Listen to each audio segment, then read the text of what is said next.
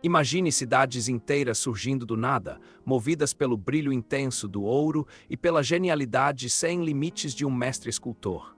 Bem-vindos às Minas Gerais. No século XVIII, o mapa do Brasil colonial mudou drasticamente. O eixo econômico deixou o litoral e o coração da colônia passou a pulsar no interior. Nas ladeiras de pedra, a riqueza e a arte se fundiram. Igrejas monumentais começaram a dominar a paisagem, financiadas por irmandades poderosas e devotas. Do alto das colinas, um homem observava essa transformação.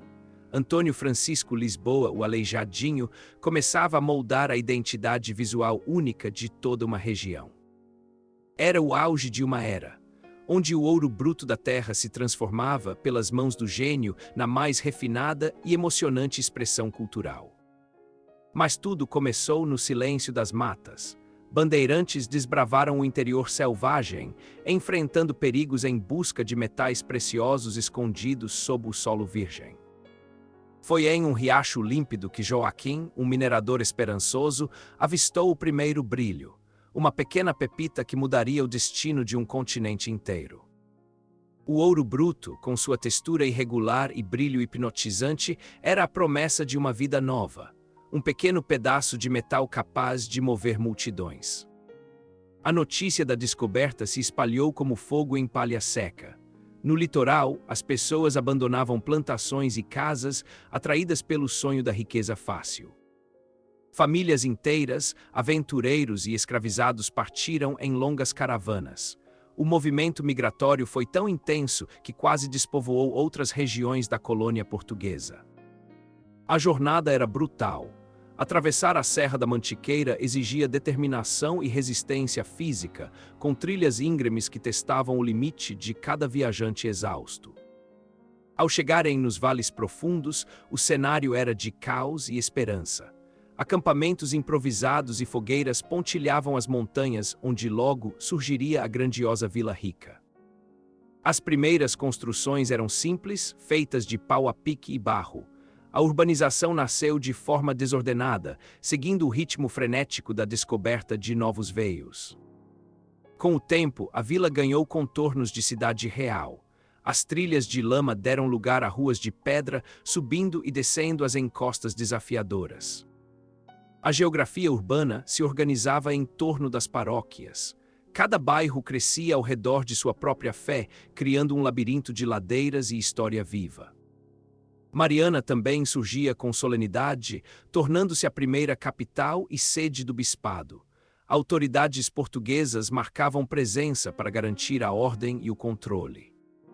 O som de martelos e serras ecoava dia e noite. O canteiro de obras era permanente, com prédios administrativos e casarões surgindo em cada canto disponível. Joaquim olhava ao redor espantado. Onde antes só havia mato e silêncio, agora pulsava uma sociedade vibrante, barulhenta e cheia de novas possibilidades urbanas.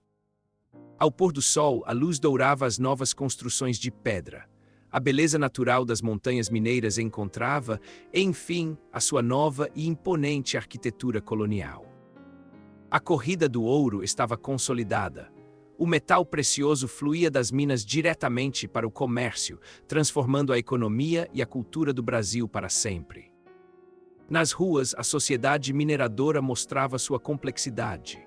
Dona Isabel, uma escrava de ganho, circulava entre nobres e trabalhadores, testemunhando os contrastes da nova vida. O comércio florescia com produtos vindos de longe. Sedas europeias, veludos e especiarias eram negociados em lojas que traziam o luxo para o meio das montanhas. O poder estava nas mãos de homens como o Padre Manuel. As irmandades religiosas não eram apenas grupos de fé, mas centros de organização social e política. Eram essas irmandades que financiavam as grandes obras. Cada projeto arquitetônico era uma forma de demonstrar o prestígio e a riqueza de seus membros perante a sociedade. Diferente do litoral açucareiro, aqui surgiu uma classe média urbana. Funcionários públicos, artesãos e pequenos comerciantes criaram uma hierarquia social muito mais dinâmica e móvel. As praças eram o coração da vida pública. Ali, pessoas de todas as classes se cruzavam, trocando notícias, boatos e fazendo negócios sob o sol das minas. Enquanto o engenho de açúcar era isolado e rural, a mina era urbana e conectada. Essa diferença fundamental moldou um novo tipo de cidadão brasileiro, mais independente. Dona Isabel, com seu tabuleiro de doces, era peça-chave dessa economia. As escravas de ganho tinham uma liberdade de movimento rara, sustentando muitas casas com seu trabalho. Encontros rápidos entre mineradores pobres e oficiais da coroa eram comuns. Tensões e negociações faziam parte do cotidiano de quem vivia sob o olhar atento de Portugal.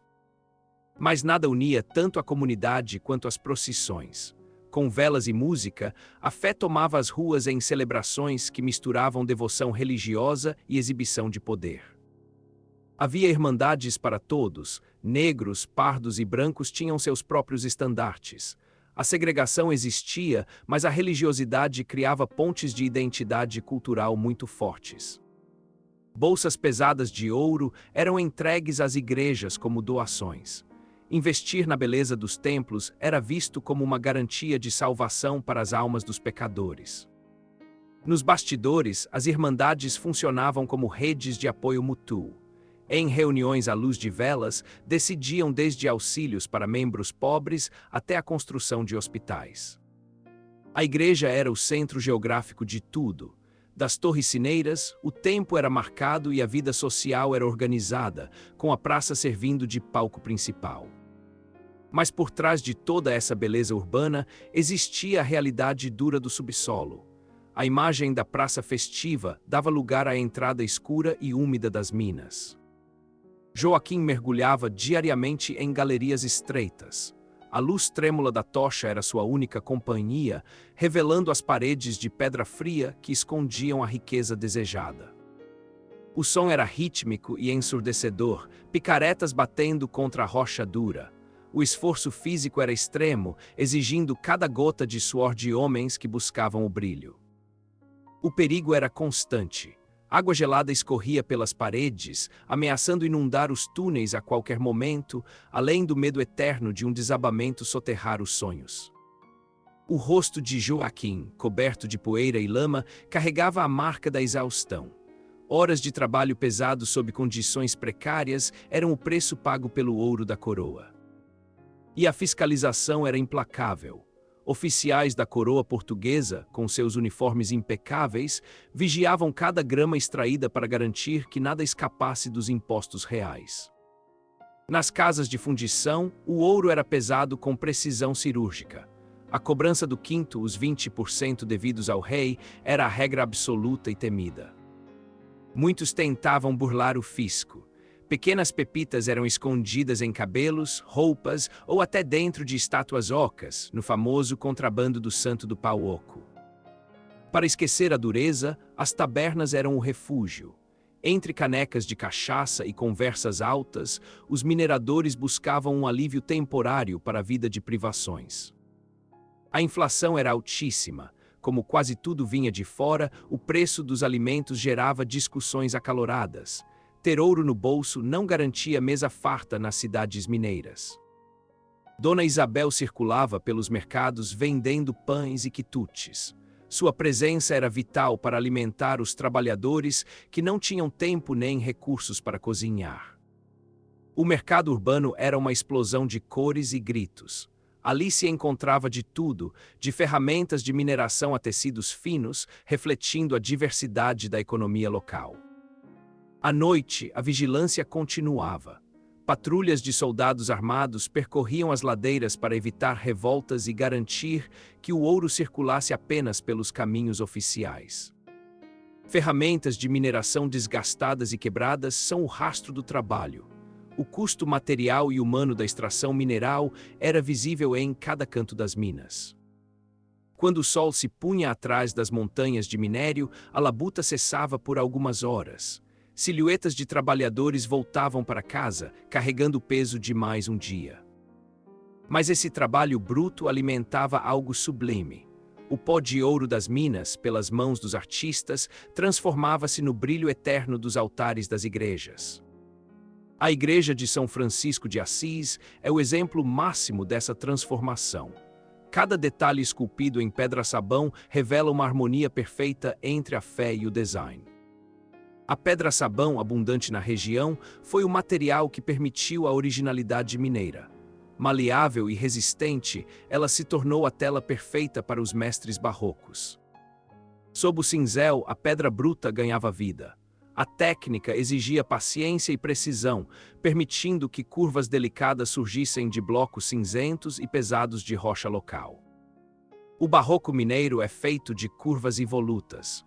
O estilo busca o drama e o movimento, criando uma sensação de que a arquitetura está viva e é em constante prece. Dentro dos templos, o douramento era a etapa final. Artesãos aplicavam folhas de ouro finíssimas sobre a madeira, simbolizando a glória divina que iluminava a escuridão. O resultado era impactante. Sob a luz das velas, o altar-mor resplandecia, criando um ambiente de êxtase visual que transportava os fiéis para uma dimensão celestial. Com o tempo, o barroco evoluiu para o rococó. As cores ficaram mais claras, os anjos mais leves e a ornamentação ganhou uma graciosidade que encantava os olhos. Caminhar pela nave de uma dessas igrejas é uma experiência imersiva. A grandiosidade do espaço sagrado foi projetada para impressionar e elevar o espírito de quem entra. Olhando para cima, as pinturas de teto parecem abrir janelas para o céu. A técnica da perspectiva ilusionista criava a sensação de um infinito divino logo acima das cabeças. As estátuas de santos, com suas expressões dramáticas e olhos de vidro, falavam diretamente ao coração. A arte era a principal ferramenta de ensino religioso para o povo. Para as irmandades, a fachada da igreja era um outdoor de poder. Quanto mais ornamentada e rica fosse a construção, maior era a influência social de seus membros. No dia da inauguração, a comunidade se reunia em festa. O orgulho local transbordava ao ver a obra finalizada, transformando a vila em um centro de beleza mundial. Mas havia algo de brasileiro ali.